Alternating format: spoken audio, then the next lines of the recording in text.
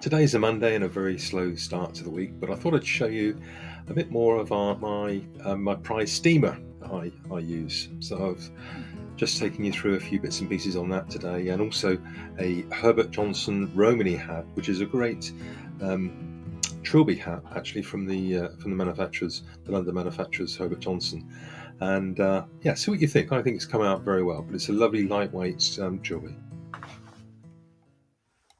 Today I've got a hat in for restoration, which I'll then put up for sale. But I thought I'd just touch base briefly on some of the equipment that I have here in the hat room. So this here is my trusty steamer, which is probably one of my most used pieces of equipment and quite possibly one of my favourite, to be honest. It's a steam iron with a chamber, which in here we top up the water. It takes about 2.5 litres, I think, something like that. I've got a valve here to regulate the amount of steam that comes through to the iron, and then here we've got the iron and the steamer switch. The pressure that's actually showing me the pressure that's actually in the system, and then a light telling me that it's now ready to steam, and one here that tells me when the actual system needs more water. So on the actual iron itself, I've got a plate here which it's a Teflon plate, so it helps quite well with the steaming and the ironing of the actual felt, and then a control button on here. There is a temperature control underneath here, just like a normal, well, it is a normal iron. It's a professional normal steam iron. So this is an Italian make, a BF, and I have to say I thoroughly recommend it if you're getting into serious sort of hat restoration or hat work.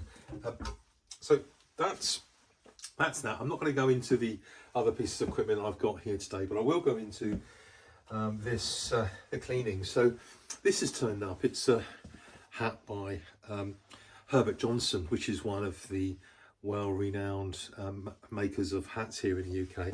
In fact, it's the manufacturer of the hats for the Raiders of the Lost Ark, so they've got quite a good reputation, not only for that, but for hats they make for the military and so on. Owned by a company called Swain Aidney Brigg. That's it. I always struggle with saying that.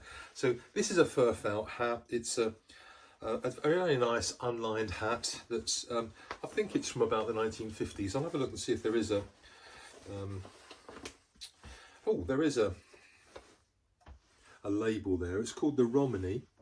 It doesn't give a date, but it's 7 1/4. You can see the label in there. That's what you're looking for to give you information about a hat.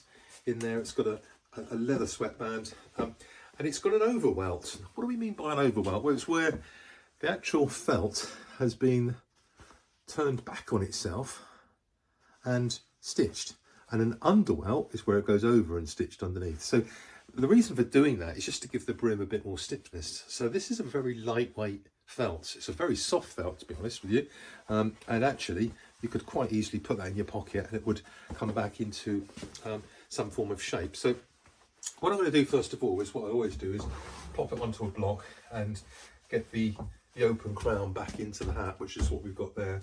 I'm going to take my tape first of all. So this is just this normal packing tape that I use, this sort of Gorilla type tape. It's a relatively cheap one from a hobby shop that I go to, and then we just wrap it around our hands. Gosh, this is sticky stuff, but that's of course what you want. And all we're going to do is we're just going to pat the hat. Pat the hat. That's a good one, isn't it? Okay. And the reason for doing this is to get all the lint and all the dirt off of the hat. So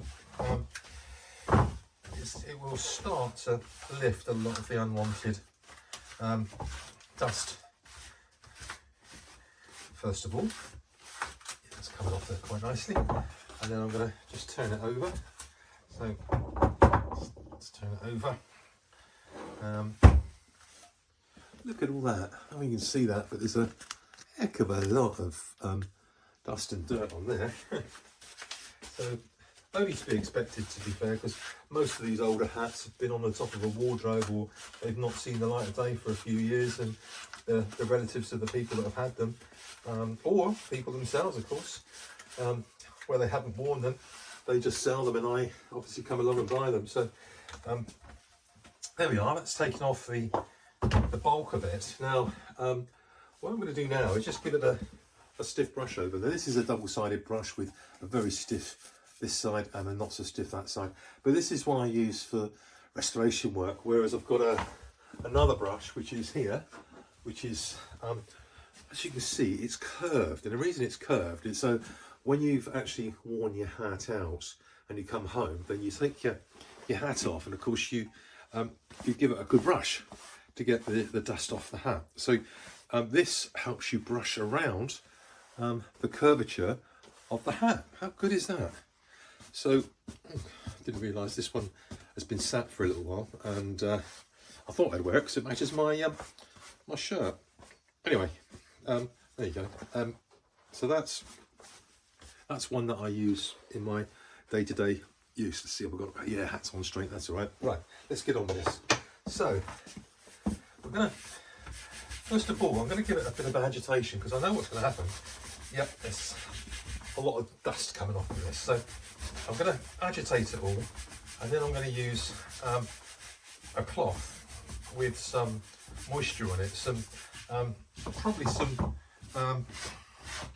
isopropanol and water.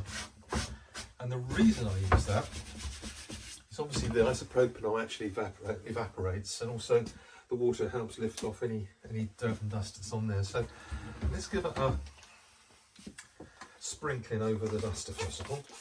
There we go. So it's not a lot. As you can see, I'm using a spritzer bottle here, so it just sort of puts it all over.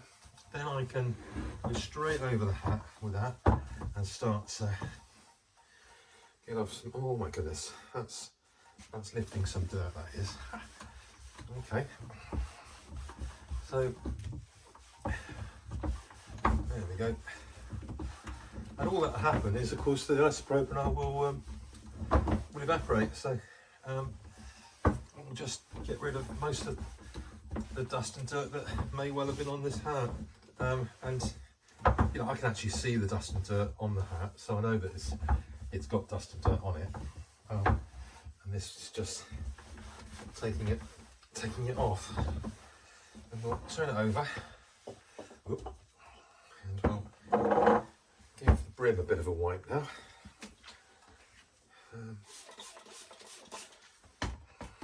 Yeah, there's colour and dirt coming off of here. There we go. Right. Now, let's take it off the block. What I'm going to do is introduce some steam now. There we go.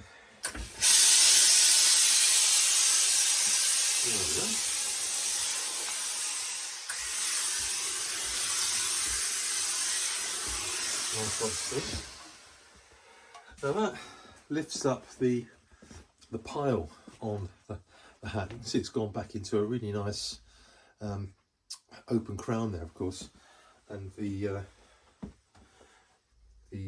brim has also gone into a nice shape. Yeah, this will turn out to be a nice hat. Right, let's see if we can put the crease back in it. So it had a centre crease, which is quite nice to put back in, and a little bit of a, let's see if we can, that's it. Where's the back? Yep. Always check where the back and front is, otherwise you'll get the two dimples in the wrong place. Right, so there, I've put centre crown. It's very difficult to see brown, isn't it, at the moment, but anyway, and a couple of dimples in the front there, and if I snap the brim down, you can see that it's actually quite a nice little trilby for somebody. Yeah, this is more of a trilby than a Homburg. I expect you can see that some of the actual grosgrain that's on here is seen better wear. So I'm just going to cut the little ends off there. Where's my scissors? Let's get some scissors out, shall we?